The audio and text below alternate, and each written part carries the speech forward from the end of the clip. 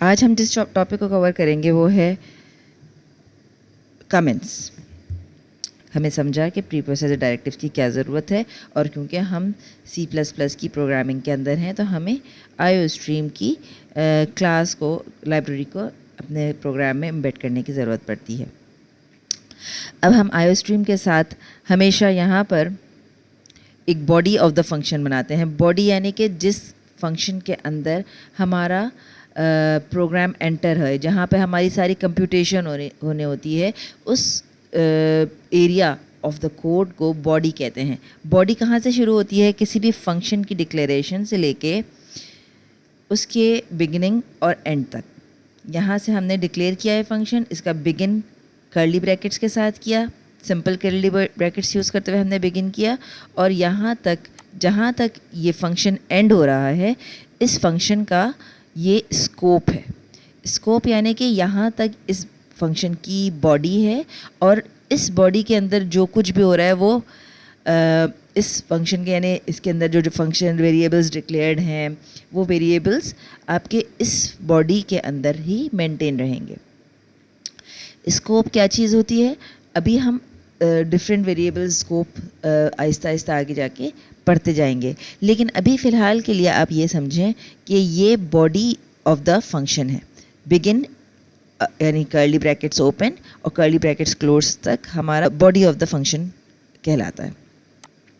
फिर हमने देखा कि हमें यहाँ पर एक अगर मैं यहाँ पे नेम स्पेस नहीं ऐड करती, कुछ यूजिंग नेम स्पेस टाइप की चीज़ ऐड नहीं करती, और डायरेक्ट फंक्शन को कॉल करती हूँ सी आउट हेलो,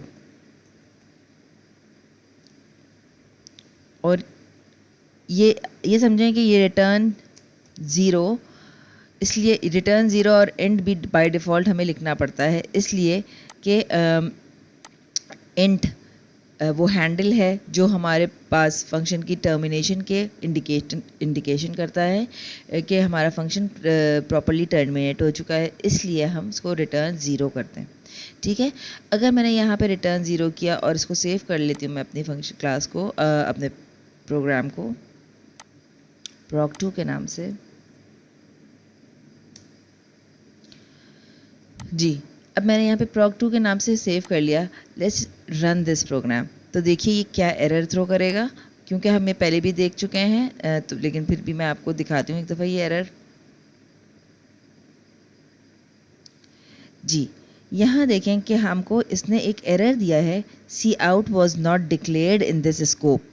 ये चीज़ स्कोप जो है, हम जो बात कर रहे हैं कि यहाँ पर स्कोप क्या है, ये सी आउट एक फंक्शन कॉल कर रही हूँ मैं जो स्ट्रीम पे कंसोल पर आउटपुट देता है। ठीक है, लेकिन ये कैरेक्टर आउट कहलाता है तो ये आउटपुट देने वाला, लेकिन ये इसको कैरेक्टर आउट कहते हैं। तो ये फंक्शन क्या करता है? एक्चुअली आउटपुट देगा, लेकिन क्योंकि इसकी डिक्लेरेशन हमारे विद इन दिस प्रोग्राम कहीं नज़र नहीं आ रही, इसलिए हमें ये प्रोग्राम का एरर थ्रो कर रहा है। ऑन द अदर हैंड, अगर मैं यहाँ पर इसकी लाइब्रेरी जहाँ से ये फंक्शन कॉल होता है, std की क्लास है, उस क्लास के अंदर को मैं यहाँ पे मेंशन कर देती हूँ, और विद दिस डबल कोलन, तो फिर ये हमारी एग्जीक्यूशन को प्रॉपरली एग्जीक्यूट कर लेगा, फिर हमारे पास एरर नहीं थ्रो करेगा। दोबारा से हम रन करते हैं।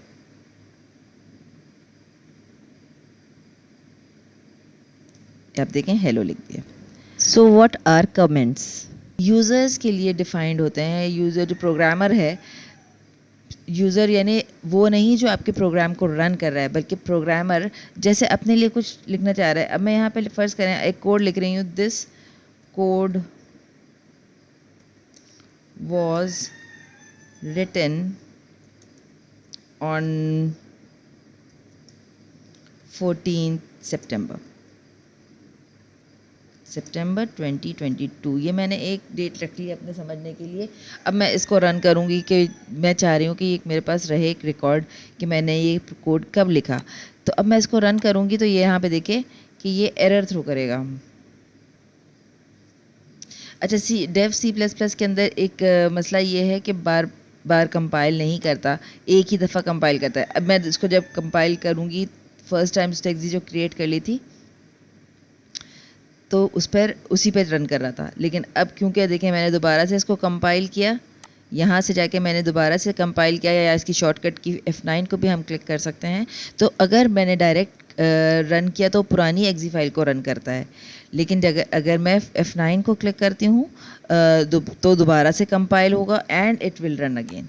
अब यहाँ पे इसने यही थ्रो किया कि ये हम unexpected user unidentified ID before this क्या है? दिस यानी ये फंक्शन, अपने इसी फंक्शन को कॉल करा है कि ये क्या है, ये it is not able to understand this line, so it is a comment, it is just for my understanding. तो लिहाजा मैंने यहाँ पर जाकर कमेंट की साइन, ये डबल बैकस्लैश की साइन को डालने से हमारा ये लाइन कोड, ये लाइन हमारी कमेंट हो गई, और ये सिर्फ प्रोग्रामर की अंडरस्टैंडिंग के लिए है। अब मैं यहाँ पे बहुत सारी लाइंस डालना चाहती हूँ, मतलब कुछ और लिख रही हूँ और यहाँ पे कुछ और लिख रही हूँ और कुछ और लिख रही हूँ, और मैं चाह रही हूँ कि इतने मल्टीपल लाइंस का कमेंट मेरे पास हो जिसमें मेरे पास और भी मज़ीद इन्फॉर्मेशन हो। तो मल्टीपल लाइंस को कमेंट करने के लिए मैं क्या करूँगी? मल्टीपल लाइंस को कमेंट करने के लिए हमें बैकस्लैश, यही वाला बैकस्लैश और स्टेरिक की साइन को से ओपन करते हैं मल्टी लाइन कमेंट को। ये हमारा क्या हुआ? ओपन हो गया, बैकस्लैश और स्टेरिक। मगर ये देखें जब तक क्लोज नहीं होगा तब तक ये, यानी हमारे कोड को भी इसने कमेंट कर दिया। अब ये समझ रहेगा यहाँ से यहाँ तक नीचे नीचे हमारे पास सिर्फ कमेंट ही चल रहा है, और वो हमारे कोई डिक्लेरेशन कुछ रन करके दिखाएगा ही नहीं, क्योंकि मेरा ये तो मेरा कोड पीस है, ये वाला एरिया, ये वाला कोड है। मगर मुझे बंद करना है इस कमेंट को। अगर मुझे बंद करना है इस कमेंट को और इस जो भी डेटा है, तो हम यहाँ पर इस कमेंट को बंद करने के लिए एक और मरतबा स्टेरिक लगाएंगे और यहाँ पर एंड। ये देखें, ये स्टेरिक और बैकस्लैश दोबारा से डालने से हमारा ये मल्टीपल लाइन कमेंट्स कोड बन गया। अब यहाँ पे मैं मल्टीपल लाइंस लिख सकती हूँ और कर सकती हूँ। अच्छा, यहाँ पर देखें हमने वॉइड के साथ रन करने की कोशिश की थी और सी के प्रोग्राम को रन करने की कोशिश की थी। तो अगेन यहाँ क्योंकि ये JDB की कंपाइलर है और JDB का कंपाइलर एक जनरल कंपाइलर है, इसको ये प्रॉपर्ली रन कर लेगा। यहाँ पे मैं दोबारा से आपके सामने कंपाइल चला कर रही हूँ। देखें, इसको भी इसने यहाँ पर भी एरर दिया है, C++ must return an int. यहाँ पर भी मैं इसी तरह से मस्ट रिटर्न इंट कर रही हूँ, क्योंकि C++ की और इस एरर को याद रखिएगा स्टूडेंट्स, यहाँ पे बहुत दफ़ा कंफ्यूज करने के लिए वॉइड को भी दिया जाता है, लेकिन आम फंक्शन के अंदर तो वॉइड चल जाता है। मेन के फंक्शन हमेशा इंट रिक्वायर करता है as a return. So again I am going to run this and compile it bye.